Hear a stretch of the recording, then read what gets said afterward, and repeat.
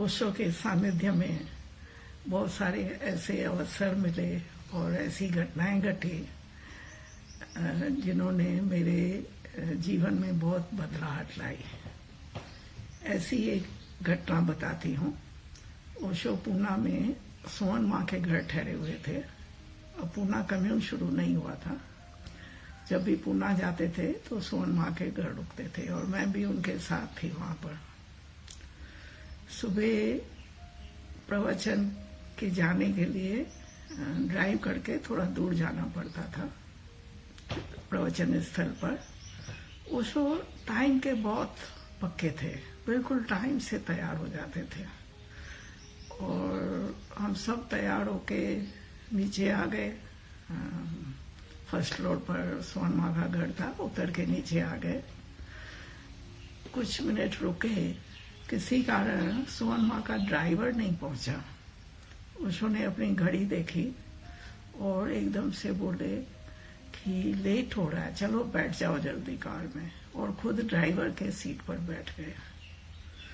सोन माँ उनके साथ आगे बैठ गई और मैं पीछे की सीट में बैठी और ओशो ने ड्राइव करना शुरू किया। मुझे एक विचार आया कि मैंने हमेशा उनको देखा था कि पीछे की सीट में आंख बंद करके बैठते थे, तो मुझे लग रहा था इनको रास्ता पता भी है कि नहीं, ऐसा मेरे मन में थोड़ा ख्याल आ गया। तो ओशो ने ऐसे मुड़ के मेरी तरफ सिर्फ मुस्कुराए, जैसे उन्होंने सुन लिया कि मैं क्या सोच रही हूँ। और बीच में बहुत सारे मोड़ थे, टर्न्स थे, और वो बिल्कुल फास्ट ड्राइव करके और सीधा शिविर स्थल पर आके हम पहुंचे। मैंने आवाज देखी तो एग्जैक्ट टाइम था प्रवचन का। ओशो अपना कार का दरवाजा खोल के सीधा आगे चलने लगे मंच की तरफ। वहां जो मित्र खड़े थे उनको रिसीव करने के लिए उन्होंने आके पीछे का दरवाजा खोला। मतलब हम इतने सब मूर्छा में जीते हैं कि ओशो आगे बैठे हैं और ड्राइव करके आए हैं। उनकी वो ख्याल ही नहीं था, बस वो तो सोचेगी ये तो पीछे के दरवाजे में ही हो, पीछे की सीट में होंगे। तो पीछे का दरवाजा खुला तो मैं निकली तो मेरे से पूछते हैं ओशो कहाँ है। मैंने कहा देखो आगे जा रहे हैं। तो वो भी दंग रह गए कि अरे हमने देखा ही नहीं। और ओशो एकदम से चल के सीधा मंच पर गए।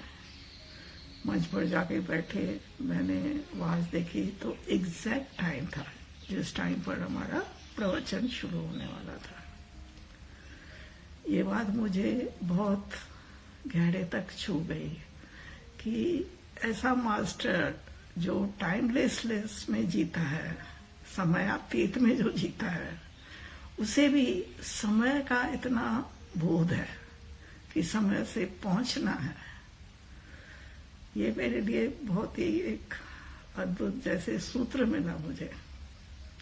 फिर जब हम वापस आए तो ओशो ने बताया कि मैं नहीं चाहता कि मेरे प्रेमी मेरा इंतजार करें। ये पॉलिटिशियन का ढंग होता है लेट पहुंचना, उनको मजा आती है कि लोग उनका इंतजार करें, ऐसे उन्होंने बताया। उनके साथ रह के एक तरह की मेरी भी ये ट्रेनिंग हो गई कि टाइम से पहुंचना है, कहीं भी जाना है तो बिल्कुल टाइम से जाना है। और जहाँ मैं ऑफिस में काम करती थी उसके कारण भी मेरी ये ट्रेनिंग बहुत हुई थी, क्योंकि हमारी ऑफिस में पंच क्लॉक होता था। 9 बजे ऑफिस का टाइम था तो 1 मिनट लेट अलाउ होता था।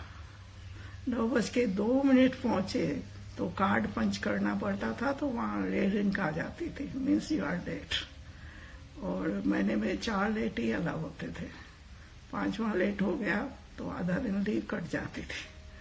तो ऐसी परिस्थितियों में बहुत बड़ी हमें ट्रेनिंग मिलती है। फिर ओशो के साथ ध्यान भी सीखते हैं। तो ध्यान का ये मतलब नहीं है कि हमें कोई डिसिप्लिन फॉलो नहीं करना है, कोई टाइम का बोध नहीं रखना है। ऑन द कॉन्ट्रेरी, ध्यानी व्यक्ति जो है इन बातों के प्रति ज्यादा सजग रहता है, उसको टाइम की कदर होती है। याद आता है जब ओशो के बॉम्बे में प्रवचन होते थे, मैदानों में, हॉल्स में, तो मैं तो काफी ट्रैवल करके वहां पहुंचती थी, बस लेनी पड़ती थी, लोकल ट्रेन लेनी पड़ती थी। एक बार ऐसा संयोग हुआ, उन दिनों मुझे ज्वेलरी पहनने का बड़ा शौक था, तो बन ठन के जाना है जैसे, तो उस ज्वेलरी के चक्कर में देख रही थी क्या पहनूं, क्या मैच होगा, तो मेरी वो जो ट्रेन लेनी थी वो चूक गई मेरी, और मैं प्रवचन में 2-4 मिनट लेट पहुंची। प्रवचन शुरू हो गया था, और इस घटना ने मुझे इतना हिट किया कि बेवकूफ, तो ये ज्वेलरी के चक्कर में तो प्रवचन में लेट पहुंची है। और उस समय मेरी ऐसी हालत थी कि एक शब्द भी चूकना नहीं चाहिए ओशो का, पता नहीं वो क्या बोल देंगे और क्या मैं चूक जाऊंगी। तो इस घटना का परिणाम ये हुआ कि मेरी ज्वेलरी पहनना बिल्कुल छूट गई, सब हटा के रख दिया मैंने। मुझे कुछ पहनना ही नहीं है, जरूरत ही नहीं है पहनने की। तो ऐसे ही कभी कभी छोटी छोटी घटनाएं भी हमारे जीवन में बड़ा परिवर्तन ले आती है।